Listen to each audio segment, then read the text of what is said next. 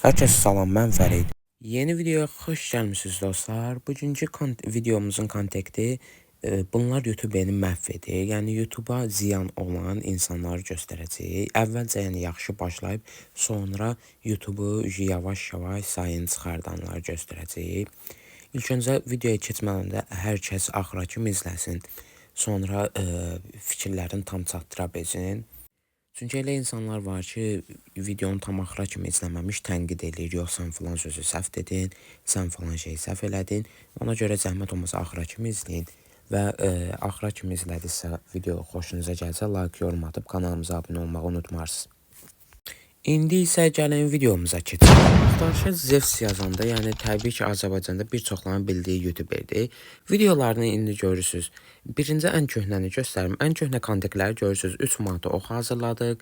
Kim tez dönər yer və bütün enerji içkiləri, iPhone 6, ən böyük heyl hazırladım və digər konseptləri görürsünüz. Bir-birindən qəşəng və maraqlıdır. Həqiqətən uşaq yəni əziyyətlə çəkirdi video. Zevs bu axır zamanlarda bilirsiniz YouTube-əni buraxırdı. Son videosu deyə video paylaşmışdı burada. Və sonradan Roşla bağlı həqiqətləri üzə açdı.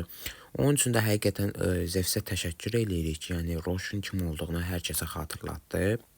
Sonradan isə onu təhqir edən insanlar haqqında video çəkdi.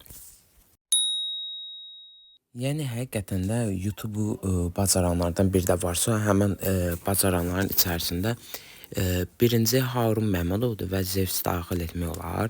Çünki həqiqətən onlar çox əziyyət çəkiblər. Azərbaycan YouTube üçün çox əziyyətlər çəkiblər. Harun Məmmədov özü dublajında olsun, Zevsin özüdəki fərqli içərik konseptlər gətirməkdə olsun da. Yəni xaricdən və digər xalqlardan YouTuberlərindən bir çox konseptlər Azərbaycan ölkəsinə gətirib, təbliğ edib və çəkib.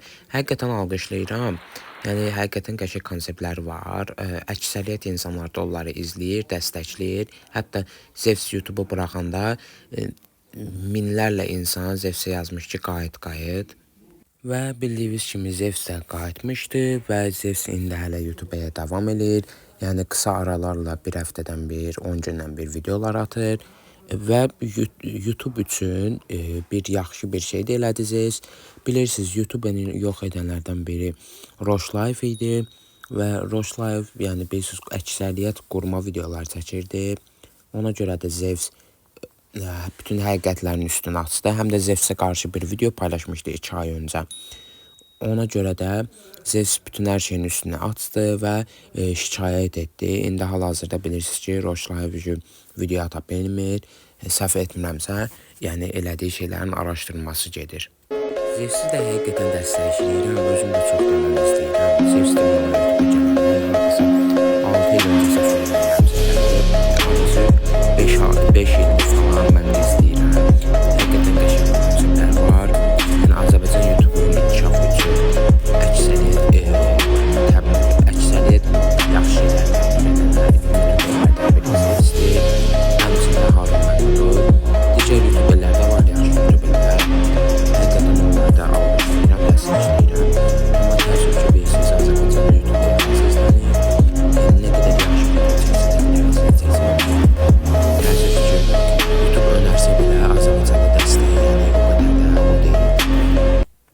Ona görə də təəssüf ki, əksəriyyət YouTuberlər YouTube-u buraxıb və bir neçə il sonra qayıtmaq fikrindədir, ya da qayıtmayacaq bəlkə də indən sonra. Çünki daha asan platformalar var. Belə deyək, YouTube-da qabağa getmək üçün, pul qazanmaq üçün başdan başlayırsansa, ən aşağısı bir il yarım düzənli video atmalısan, pul qazanmaq üçün yox, sırf əyləncə məqsədi ilə pul xərcləməlisən və qabağa getmək üçün daim özünə dəstəkçi yığmalısan. Əgər yığa bildinsə, qabağa gedəsən, yığa bilmədinsə, təəssüf ki, Az-Tube qabağa getməyəcək.